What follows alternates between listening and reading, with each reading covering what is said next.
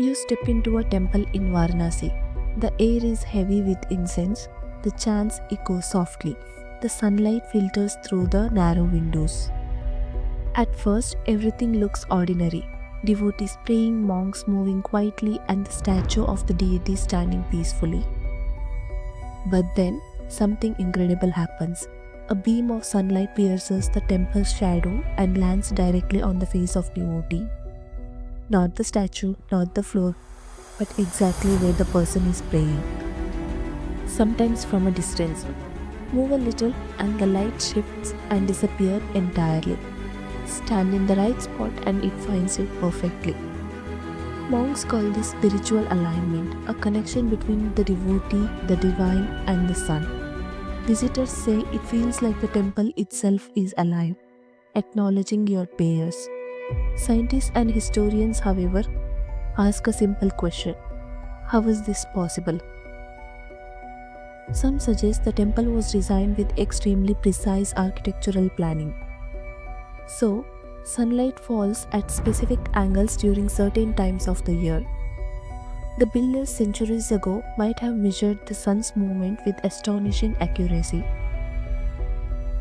Others believe it is more than science, a divine phenomenon that cannot be. Devotees say that when sunlight touches them, they feel warmth, peace, and clarity. Some even report that problems or worries seem lighter, as if the alignment itself carries a blessing. Tourists and photographers line up to witness the phenomenon, but most fail to catch the perfect moment because even a small change in timing or position shifts the light. The mystery grows when you consider the temple's age. It predates modern tools or instruments capable of calculating such precise angles. Could it be pure architectural genius or something deeper? And here is the question that lingers. If sunlight can find a devotee exactly, is it the temple guiding the sun, or is it something else guiding the temple?